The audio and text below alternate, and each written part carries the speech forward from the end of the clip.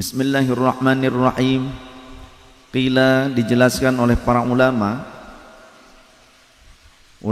berkata al-muqirru bit taqsiri ay bil ajzi anit ta'ati abadan mahmudun wal iqraru bit taqsiri alamatul qabuli.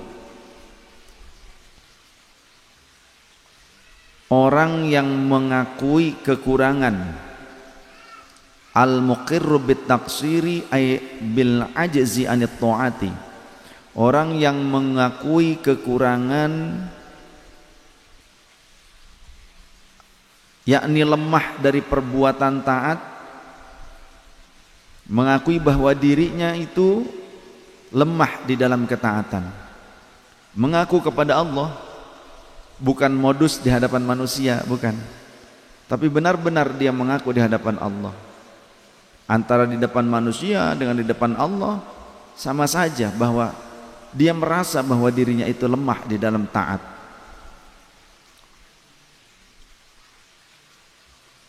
Abadan mahmudun, selamanya tindakan itu adalah terpuji.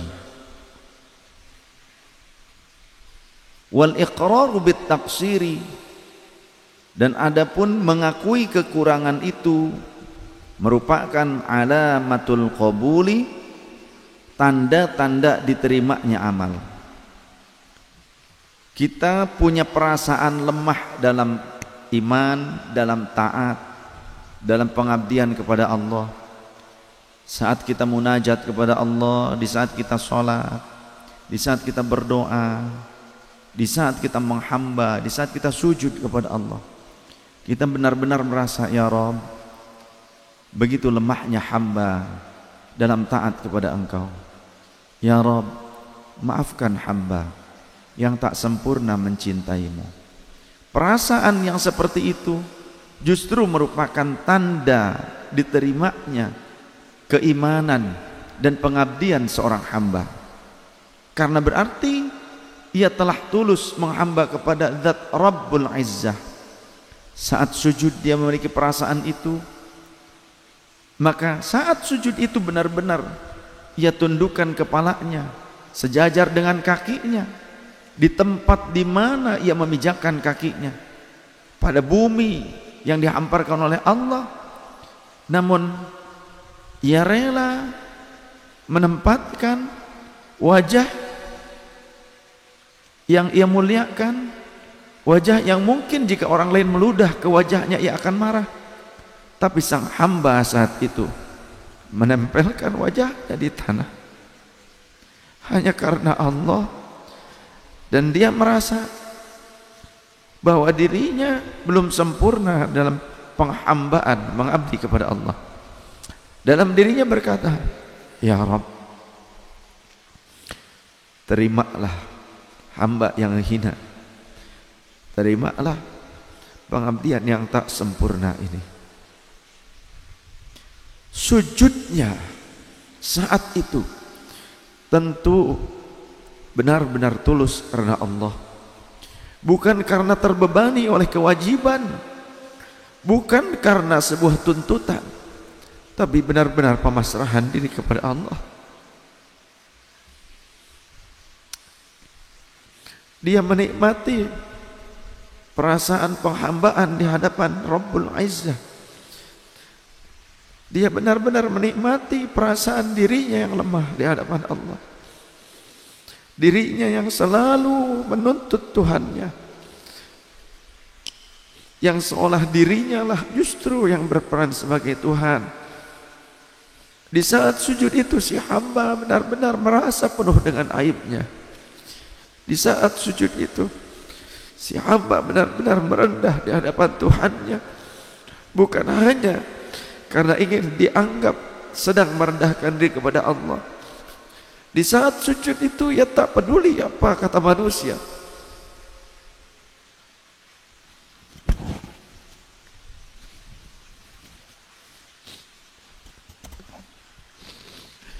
Di saat dia membaca kalam Tuhannya, tak peduli siapa yang mendengarnya. Dia hanya ingin menyuguhkan dawai-dawai cinta kepada Tuhannya. Di saat dia bersedekah kepada sesama, tak peduli berapa besaran yang ia keluarkan, karena bukan tujuan pandangan manusia, tapi dia ingin menyenangkan Tuhannya, ingin membahagiakan Rabbnya. Dalam dirinya kendati pun dia melakukan hal itu, di dalam dirinya tetap berkata, ya Rabb, walau tak seberapa pengabdian ini, namun terima. Ketika ia berjuang menyampaikan syariatnya Allah, menyampaikan ilmunya Allah,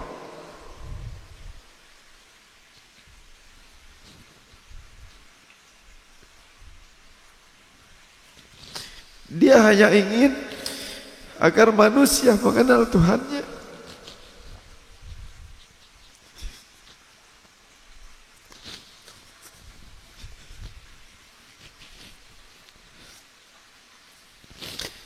Dia hanya ingin agar semakin banyak manusia yang menempelkan wajah di tanah bersujud pada Tuhannya.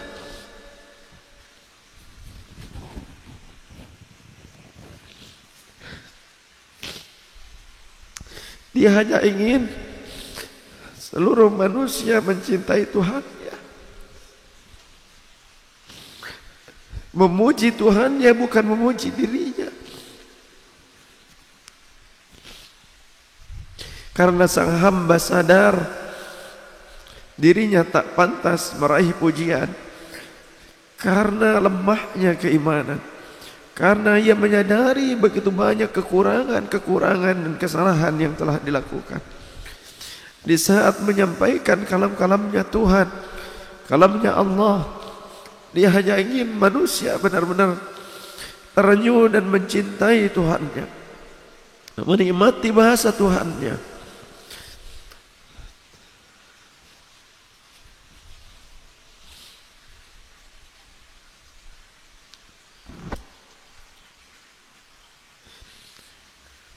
Maka dalam hatinya ia berkata, ya Rabb, terima pengabdianku walau tak sempurna. Terima cintaku walau sering aku mengkhianati cintamu ya Rabb.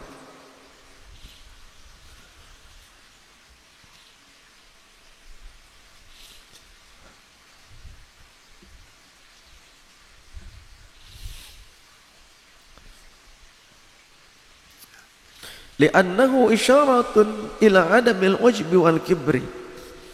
Kenapa keadaan sang hamba memiliki perasaan seperti itu dianggap sebagai sebuah tanda penerimaan dari sang kekasih, yakni Allah Ta'ala? Li'annahu isyaratun ila adamil ujbi wal kibri.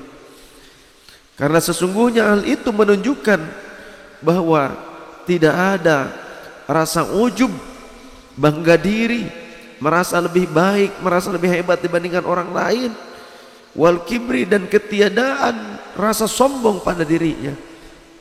Dia selalu mengembalikan apa yang ia lakukan berupa taat, ketakwaan, pengabdian, semata-mata ini hanya kesempatan yang Allah berikan baginya. Semata-mata Allah sedang menolongnya untuk menyelamatkan dirinya, bukan karena kekuatan dirinya semata-mata, bukan karena kehebatan dirinya, tapi hakikatnya adalah Allah masih memberikan kesempatan pada dirinya untuk menjadi hamba yang bermanfaat, untuk menjadi hamba yang disayang oleh Allah, hamba yang diakui sebagai hambanya Allah.